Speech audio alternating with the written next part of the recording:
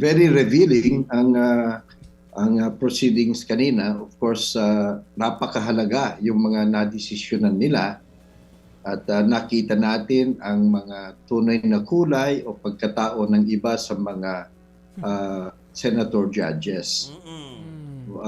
Maganda rin na nakikita ng sambayan ng Pilipino, kayong mga nasa mga pahayagan, mga media outlets, malaya kayong pumuna o kaya pumalakpak o kaya sitahin kung may nakikita kayong hindi tama, at kung meron namang maganda, di siyempre sabay-sabay tayo, sama-sama tayo purihin sila.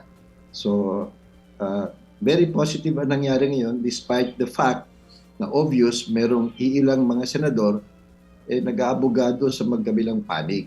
Sana naman huwag ganun. Pero maganda rin na sa simula pa lang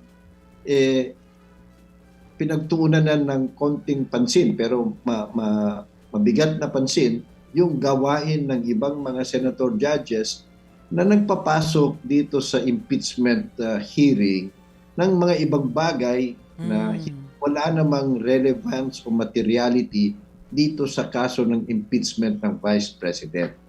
Sa pamamaraang yan, humahaba yung talakayan, nasasayang oras ng impeachment court at na nakakadagdag dun sa pangdidribol at nalilihis ang atensyon ng taong bayan dito sa napakahalaga pero napakasimpleng impeachment hearing dapat.